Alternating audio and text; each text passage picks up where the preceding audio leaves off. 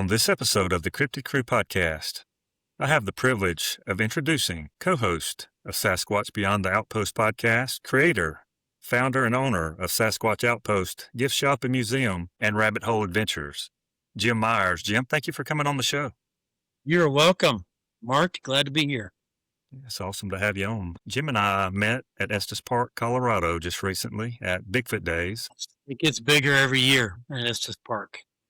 Yes. We met the night before at the barbecue, and when I go to these festivals or expos or whatever you want to call them, I usually carry a share your report form for people that have had encounters. And you came up to the table and we started talking, and you filled one out. And this is what Jim put on there: encounters, lots. And I absolutely loved it. So I thought, well, maybe that's a good place to start. So, Jim, can you tell us about some of your encounters that you've had? I sure can. Let me introduce the fellow behind me and get him to say hello. This is the boss behind me, and you can't see Junior. He's our little guy over there. He's right down there. So he's normally animatronic. I don't have him turned on to that tonight, but I'm sitting in the Sasquatch Encounter Discovery Museum as we do this. And and by the way, don't be surprised when you are editing this, Mark, if you find orbs floating across this space, because they do it all the time back here. So if you capture that, it's a plus. So Gotcha. That's a freebie. But yeah, we built all of this originally in 2013, and then we started building this museum in 2016, and we expanded it in 18, expanded it again in 21. And to date, I've lost count, honestly, but I would say to date, we've conservatively had 200,000 people go through this museum, and from 140 plus countries, every single state in the U.S. And so we're very grateful. This has been very, very popular, and it shows the interest in this topic across the country. So the part of the fascination for me in this whole topic of Sasquatch, and I just took some guys out last weekend. It was a very quiet weekend, unusually quiet for us. But with Rabbit Hole Adventures, we try to take a number of groups every summer on camping trips, on horseback camping trips, or just night hikes around the Bailey area. So we have a lot of things that we offer, and many of our encounters have come through those venues and those trips.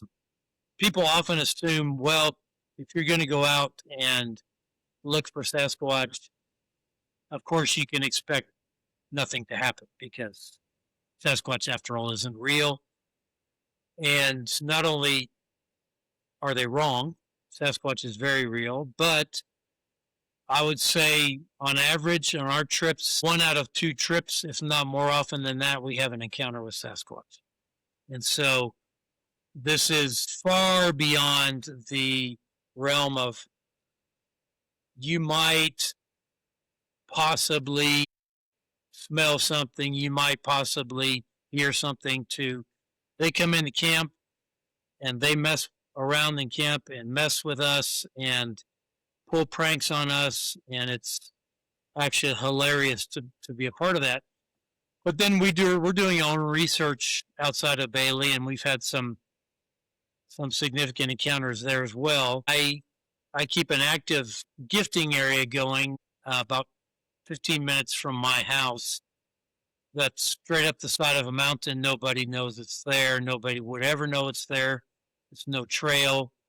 And we've had Sasquatch interact with us extensively over the years, taking well over 100, probably 150 objects from us, and occasionally leaving us things that we did not put there. And They are so intelligent. Their intelligence is human because I believe they are human.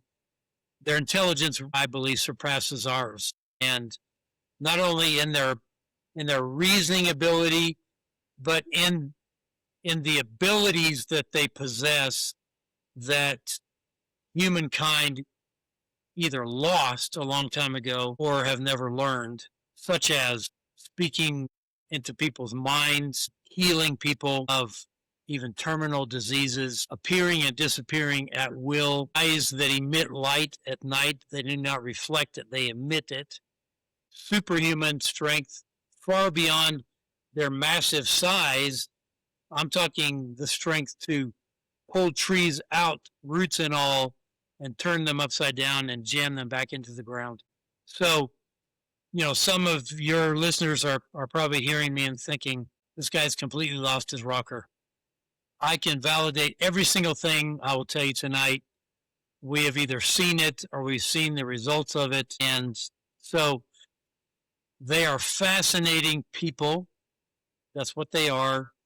They are not apes. They are not an undiscovered great ape.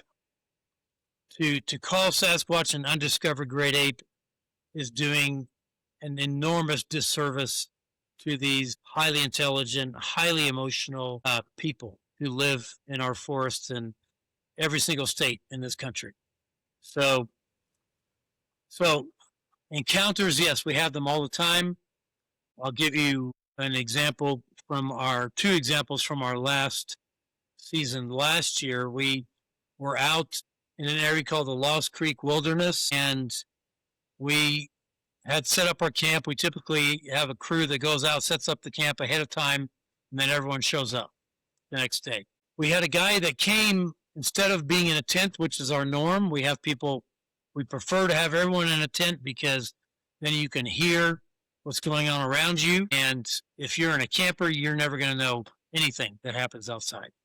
So one guy came with a truck with a copper tent up above it. I wasn't thrilled that that's where he was going to sleep, but sure enough, that's the one place that Sasquatch chose to mess with that night, the third night. And they came into camp at 4 a.m. He and his friend were up on top, sound asleep. They opened his tailgate and threw it down, and we recorded it. Everyone in the camp heard this boom, boom, boom, and I knew it was a tailgate immediately. There's only one part of a truck that makes that noise when it opens, but it didn't open and just kind of, slide. I mean, they threw that thing down, rocked the whole truck. Their lantern up there was swinging back and forth and scared them to death. And they said, I didn't hear this, but they said as soon as that tailgate bounced, they heard 3 large grunts like you would hear from a horse right there next to right below their tent. And then the second trip we had that was significant was in July, different area called the Buffalo Peaks Wilderness. These are areas where you can't bring motorcycles or quads or wilderness areas, so you can stay on the roads, but any off-road has to be on horseback or on foot. And so we had gone in for a night hike into an area that I thought could be active, even though I'd never been there at night. And I have a hickory stick. I don't think I have it with me. I don't. But I have a hickory stick that I carry. And we got about halfway in, and we came across a dead tree log on the side. And I handed it to one of my campers, a woman. I said, just hit that thing twice. And she gave it 2 whacks, and immediately, 3 seconds max, up the hill from us. And I'll have to preface this by saying there was no one out there. We were the only people out there. And I know that because there were no vehicles. There was no way for anyone to get where we were except walk in the way we came in. Immediately up the hill, there were 2 loud knocks and then the sound of something extremely heavy running at the top of the hill, which we couldn't see because the trees were too thick where we were. So everyone's standing there, got their eyes got this big, and And I said, you agree with me that there's no one else out here? And they said, yeah. And I said, okay, well, there you have Sasquatch. And so we hiked a little farther in. We got to a big aspen grove. And as soon as we arrived, someone whistled at us again from up the hill. Very clear human whistle. And I said, okay, this is our sign to sit down. We sat down, and this all happened from just before dusk to just after dusk, 30 minutes max. We started getting whistles, and then I cannot explain this in any other term except they began to sing to us. I have never heard this sound before or after, and they sang a melody. Two of them interacted. One sang the melody, and a second one did a big whoo at the end of it. And again, my guests were all sitting on a log in front of me. Every one of them turned around, their eyes this big, and I just looked at them and I said, I've never heard this before. Your guess is as good as mine. And we got 2 recordings of that sound, of this melodious, whether it was a whistle or a voice, we couldn't tell. And I sat there listening to that, Mark, and I thought, the thought that came to my mind immediately is, why have I ever been afraid of these people? When they sing like that to us, the last intention they want to give to us is that they are dangerous or aggressive. Here they're singing to us at the top of the hill. And after about 30 minutes of this from the top of the hill, this enormous noise happened. I think something shoved the tree over and everything stopped. Nothing else happened. All the sounds, all the singing, everything just stopped. It was almost like Dad showed up and said, hey, that's enough messing with these people. Cut it out. And he put a stop to it. And we waited 15 more minutes. And we thought, okay, the show is over, and we left. And so these kinds of things, even though I'd never heard those sounds before, we never know how they're going to interact with us. And so that's what keeps this so exciting and fresh, is Sasquatch never performs on command. I could go back to that same place, and I did several times, spent the night there. Never did they sing. When they choose to interact with us, it's that moment and that moment alone. And so just like if someone tried to get us to perform on command, we're not going to do it. You know, it's a matter of pride and, personal decision. So yeah. So those are from last summer, but I don't know if you have any questions before we talk about something else, but Yeah, Jim. What do you think the tree knocks are, and were the vocalizations coming from, you said it sounded like 2 different ones, and were they yeah, together, it sounded like, or in far one apart? in one case it was one individual singing. In the other case, one sang and another one responded. And we know that because we did a color spectrogram of these sounds, and the 2 voices were clearly identified as 2 different individuals by their spectrograph. And so the knocking, Mark, we knock using things that we have to use because our hands aren't strong enough to make the same noise. I cannot imagine Sasquatch walks around carrying pieces of wood in case some human knocks on a tree. They have to have some way of doing this vocally, or, if you're in the woods far enough away from me and I go like this, it sounds like I'm hitting a tree from where you are. I have no idea. Maybe they hit the tree with their hand. I know when they will slap a house, the whole house will shake, and dishes in the cupboards will shake. That's how hard they can hit with their hand.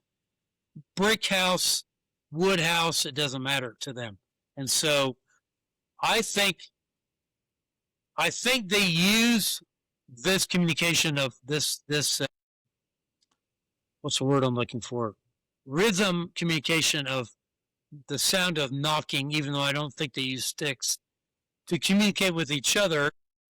I don't think they're communicating with us, except that I believe, personal opinion only, they just get amused by us doing this and they want to see what our reaction is going to be if they knock back. And so, but I would imagine people hear knocking all the time in the woods outside of them doing anything. It's just knocking going on. And I believe it's between these Sasquatch communicating probably about us being in their area. So, what was the other question you asked besides the knocks? Yeah, that was it. And as well, I've heard that. That's an interesting fact you brought up about, or your opinion you brought up about the making the sounds with their mouth, because I have heard other people mention that as well. And that makes sense, because who's going to walk around with a stick all the time? Yeah. And I've also heard them referred to as rock clacks. And Yes. I have a neighbor that has a recording of some vocalizations, and in the middle of it, it sounds like a tree knock or rock clack, but it very well could be some type of sound that's made, with their mouth or something like that. And it does sound like they take two rocks, and maybe they do, but it's exactly what it sounds like. So again, I'm sure they're not opposed to using tools when they need to, but I mean, they're all around them all the time. So yeah, no, it's fascinating. Is there any one particular encounter that you guys had or you have had that sticks out over the years more than others? There was one weekend, this was probably 5 years ago. We were going to go to the same area I went this past weekend, and it was in May, same time of year. This is how the weather in Colorado shifts. That year in May, exact same time that we were up there camping this year, there were still 2 feet of snow on the main road going up, and so no one could get up the road. So we camped at the very base of the mountain, right where the grass and everything hits and becomes the tree line. Right at that intersection, there was an area where enough of us could pitch tents. We were there 3 nights, I believe, and it snowed the first night again. There was probably 6 inches of snow on the ground, and Sasquatch are too smart to come walking into camp and leave tracks in the snow. It's just too obvious. They just don't do that. And so there were no tracks anywhere in the camp that next morning. During that day, we hiked around, we snowshoed up the mountain to look for tracks on the road. And that night, it froze hard. I mean, it was, the snow melted, but it froze hard. It got down to probably 1 or 2 degrees Fahrenheit. And everything is quiet. When it freezes that hard, there's no wind. Nothing is out moving around. So I was in a tent with another guy, far more experienced than myself. And I was lying there and I could hear something walking up the road to where we were camped. And I would hear a step and a very long pause. And another step and a very long pause. And another step. And I could hear it coming right up to our tent.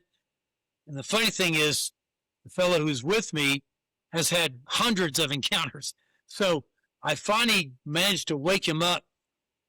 His name's Jason. I said, Jason, they're outside the tent. He kind of roused a little bit and he listened. He goes, oh, yeah, they are. And he just goes right back to sleep. He was like, that's nothing. So I heard him walking around and then I fell asleep. And this has happened so many times, I'm now convinced they put us to sleep. And so I fell asleep. I woke up the next morning at 4 a.m. It was just getting light. Now on this, we were in an outfitting tent. So it was tall. We could stand up. We had a wood stove in there. And he had lost the original rain fly that came with it. So he had the tent was green. He had a blue, and the tent was canvas. He had a blue polyurethane thing that he had draped over the top to keep the rain off and then tied down. So I'm lying there, 4 in the morning, 4:15, lights just getting light, listening to the birds. and I see something move to my left outside the tent. And I thought, did I see that, or was that in my imagination? And then this time I turned and looked, and it was the blue. I could see the blue tarp or the blue plastic get raised and dropped again. I knew there was no wind. Certainly no wind that's going to do that. And so I thought, and then I looked up, and my coat was hanging on a hook on the inside of the tent, and my coat goes like this. And it goes back. And it goes like this. It goes back. So I wake Jason up again, and I said, Jason, they're here. And he looks, and he said, oh, yeah, I can see them pushing on the tent. And so I'm lying there, and they're right next to me here. And so they were pushing, they were testing, who's in there, how are we going to respond? If it were now, I'd like to believe I would put my hand against their hand. But I was new enough to this 5-6 years ago that I was too chicken to do that. And so I just kind of turned, faced the tent wall, and just watched them interact with that tent. And clearly not a bear. Bears never do that type of behavior. They come in, they look for something to eat, they rip it open, they take off. And as I'm watching now, the sun is coming up. So it's 4:30, 4:45, and I can start to see a shadow from this figure outside my tent, and I could tell that it was a hairy shadow. I could see on the shadow the hair from the arms, etc. And I'm thinking, how long is this guy going to keep messing around out there? And right about that time, someone who slept in a pickup on the other side of the tent turned it on, and everything stopped, and they took off. So we got up for breakfast. I told everyone about it, and we had, the night before, we had dinner, and we'd had peanut butter inside grilled jalapenos. Split the jalapeno open, fill it with peanut butter, and we had a bunch that were left, and so we set these all out, and we get up and we go into the kitchen, and all the jalapenos are sitting there empty. They'd come, licked the peanut butter out, put the jalapeno down. They clearly didn't like the jalapeno. Eat, maybe. And so we thought, this is nuts. These guys are so active. We went, I don't remember what we did that day, but all the snow finished melting. Now it got muddy. So the last night, I'm sitting there on my cot, and I had my cot right up against the side of the tent, which is a big no-no in Bigfoot territory. If you don't want them to mess with you, don't sleep up against the side of the tent. And so I hear something scratching on the side of the tent, I think. And so I sit up in my sleeping bag, and I'm listening, and I think, I know I have my iPhone in this sleeping bag somewhere, and I'm fumbling around for it to record it. And as I'm doing that, something reaches, grabs my bed from outside the tent and shook it like this. And I bounced up and down. And I yelled and cussed, and he woke up, and he goes, what? And I said, something just shook my bed. And he thought I said something touched my head. So we're both awake now. We're lying there kind of in the dark looking up. And while we're doing that, this is like 3 in the morning, all of a sudden this light shines down from above our tent. Our tent was 8 feet high, maybe. A light shines down, shines onto the tent. So we see this, it's going through the blue rain fly. So it's this blue light. And we both look and we're like, what is that? And it was like 10 seconds, and then it was gone. And we have no idea what it was. It's just the weirdness that goes on, the high strangeness that happens with Bigfoot. So we were laughing about that. Get up in the morning, our last morning, we're going to pack up camp, and found barefoot footprints around the camp, big. On my truck, which was a black pickup, but it was dirty, there were several handprints on the side of the truck where they had opened my gas cap or gas door, looked inside there, and we thought, okay, it's cool. We photographed all this. We're sitting there eating breakfast, 8 or 8:30 in the morning. Sun's up, and just over the ridge from where our camp was, we couldn't see, we hear these two voices. Again, nobody's out there but us. We hear these two voices. It sounded like a male and a female voice arguing in an unknown language. And they went, whatever, and one of them went and screamed. And we literally were eating oatmeal or something. Everybody stopped mid-bite and like, did you hear that? And then they did it again, even louder, and screamed louder. Like, it's 8:30 in the morning. I can't believe they're out here doing this. And so we put a recorder over there. We had to break camp. It was time. Put a recorder over there. Went about breaking camp. When I reviewed that audio later, there were probably 8 tree knocks we never heard that happened down there. There was a female voice speaking an unknown language, a child speaking, we had no children in our group, a child speaking an unknown language. We had something yelled from way down below, sounded just like someone yelling, Luther, the name Luther, and then 2 tree bangs, bang, bang. So we never heard any of that. And then we heard on the recording these 2 big, loud, metallic clangs that did not come from us. We didn't have anything metallic to make that noise. I've heard about this now from other people, but twice a big metallic clang that some people theorize is a portal opening and closing. I can't say. All I know is we weren't tossing anything metallic to make that noise, and we never even heard it. It happened, and the recorder picked it up. I can't explain what it was. So that was all one weekend of continuous Bigfoot activity in our camp. And, you know, it's like being in Disneyland and being on a ride and a Bigfoot ride, and all this stuff happens on the ride, and you get done and you think, yeah, but they don't really do that in real life. I can assure you they do. And so, yeah, that was probably the most fun I ever had on any camping trip.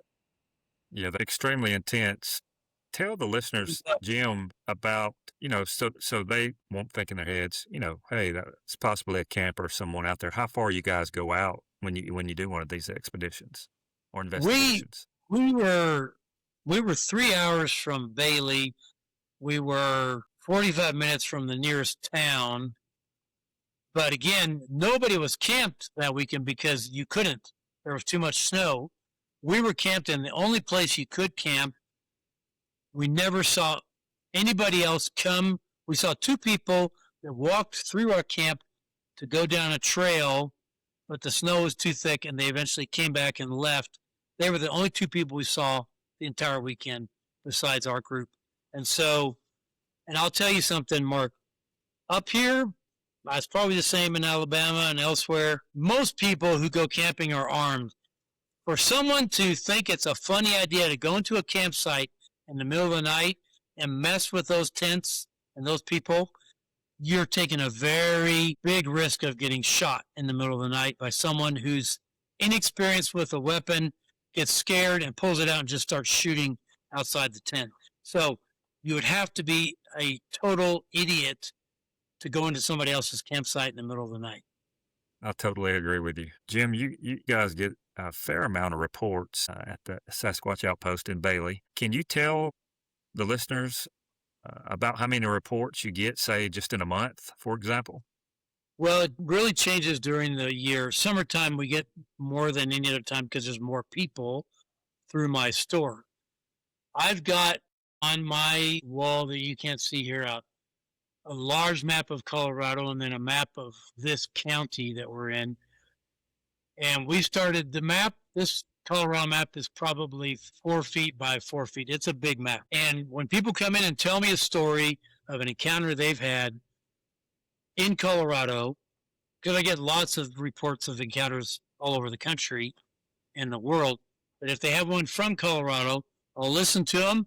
If it rings true for me, doesn't mean I can't make a mistake. I can, but if it rings true for me, I'll bring them back here, open this, and they put the pin where they say it happened.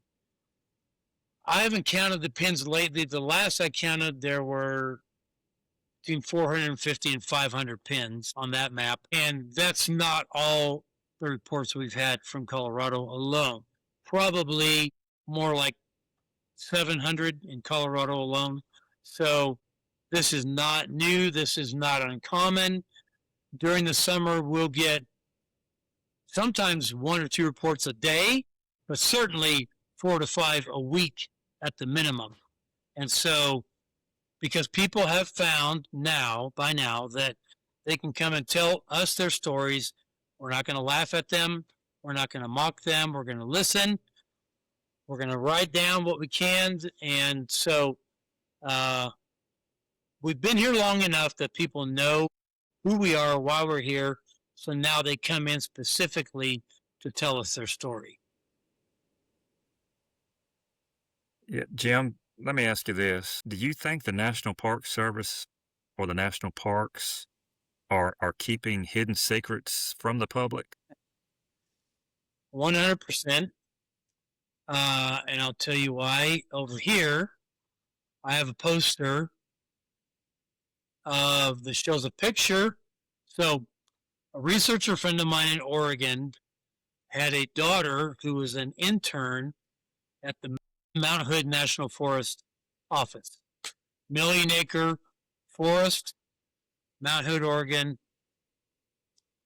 She was working there. She walked through an office one day, and she saw a form sitting on the desk that said, West Side Fire Zone Bigfoot Sighting Report. Had the watermark of Mount Hood National Forest. So this was a report they expected their wildland fire team to fill out when they had Bigfoot encounter. She took a picture. She opened it, took another picture of the next page. There were more pages, but she was getting nervous someone would see her. As it says on the top of the report, do not bother submitting joke reports or fake reports. They will not be entered in the database. So they have a database, and I applaud them for this, and I applaud them on this poster for doing this. They have a database where they are tracking Bigfoot movements, reports, findings in the Mount Hood National Forest. Have you ever heard that? I have heard that they have, of course, not public database, but Right. they are kept up with, is what I understand. And trust me, I've never heard Mountain Hood report that they have a database of Bigfoot sightings. Mount Hood cannot be the only national forest in the country that's tracking Sasquatch. Impossible. I have never heard any other National Forest Office admit to that reality. And so are they keeping secrets? Yes, they are. They're keeping the secret that they have a database of Bigfoot sightings in their national forest for whatever the purposes are of that database that has never been made public. I heard Dave Pilatus say one time that I think it was something to the effect of, I'm trying to, I may not quote exactly what he said, but it was that the government won't acknowledge something that they can't control. Correct. I believe that's what it was. Although they've now acknowledged UFOs, which they cannot control either. So, but UFOs up in the sky versus something living in the forest with us here on the ground are two very different things. They have never acknowledged Bigfoot ever publicly. We know that they know. We know that with the technology we have of satellites that can read your license plate from outer space, you will never convince me that they have not tracked Sasquatch, watched them, and tracked them on the satellite to know exactly where they go, how many of them there are, etc. So it will be interesting when the day comes, if that day comes, that the government acknowledges the existence of Bigfoot. And I'll tell you what's going to happen. I don't know how old you were when the movie Jaws came out. I was in high school, the original movie. That summer, The beach resorts lost billions of dollars because nobody went into the ocean because of a movie about a fake shark. And so I call it the Jaws effect. The Jaws effect of the government admitting that Sasquatch exists would be astronomically costly to this government, because how much money do they take in every single year from all the national parks in this country of people camping and hiking? Those, in some respects, I think will be deserted. Other people are going to flock there who want to find Bigfoot. But I believe the bigger response would be, they're out there and they're that big. I'm never going in the woods again. So I'm never going to hunt again. And so the costliness of that, making that public, is far greater than the cost of keeping it a secret and being blamed for that. Makes sense. Totally makes sense. Jim, what do you think? I'm just going to come out and ask you, what do you think a Sasquatch is, or a Bigfoot? I believe they're people, and they are, at a bare minimum, partially human, if not fully human. And there's DNA analysis already that would prove both of those being true. Partially human, so a human hybrid, and fully human. And so that's what they are. Now, you can imagine, Mark, taking a 2.5 foot tall pygmy from the Congo and standing them next to a 7 foot Norwegian fisherman. Those two individuals look like they come from different planets, let alone being the same species. I believe Sasquatch is as much human as we are, and as much different as that Norwegian man is to that pygmy, we are to Sasquatch. They are hairy. They are far taller than we are. They are far more powerful, more powerfully built, more powerfully vocal, more intelligent than we are, but they're people nonetheless. And so, which is why I believe we do not have thousands of reports of them killing and slaughtering humans, because they would be killing and slaughtering their own kind.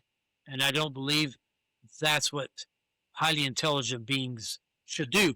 We do it as humans all the time, but I don't think they trust us either. So, with good reason. So, yeah, that's what I think. And I believe there's DNA and forensic evidence to prove that fact. Yeah, there's evidence that's been gathered over the years, of course, and when I say evidence, I'm talking recordings, Yes. vocalization, audio, tracks, and there's hair. Now, I don't know what people think about the results of some of these. Most people don't even know about No. the hair. But, if you were to take this into a court, just like any court case, to me, you have all this overwhelming evidence of saying, hey, Sure. this creature exists, or Bigfoot or Sasquatch exist. Physical evidence that science can put their hands on and touch. And I agree with you 100%. Yep. And yet deny that they exist. Yeah, for what reason? I just don't know. For what? Jim, tell everybody about the Sasquatch Outpost Sure. and Museum. So we're located in Bailey, Colorado, about 45 minutes southwest of Denver in the mountains. We sit where I'm at, about 7,700 feet. My house, which is also in Bailey, but farther up, just at about 8,500 feet. We've been here since 2013 in this location, and we've just built a Bigfoot-themed escape room upstairs called Deep Woods Sasquatch Escape Adventure. And, of course, we do all the trips in the summertime. So they can find us on SasquatchOutpost.com, and they could find out about the trips at rabbitholeadventures.com, but just rabbitholeadv.com. Okay. Yeah, I'll put a link in the description Great. for both of those so people can check it out and keep up with what you're doing. And I would appreciate that. absolutely. Jim, at the end of each episode, I do a rapid fire Q&A where I will ask 3 questions, and it's the first thing that comes to your mind. It's kind of casual. Well, All right, here we go. Number 1, books or movies, if you had one to pick. movies, And what would be your favorite movie or one of them? Lord of the Rings Lord of the Rings. trilogy. Number 2, what food do you pack when you go on an expedition? If I am backpacking, I pack freeze dried food. If I'm in a truck, we pack awesome food that we cook fresh every meal for our guests, and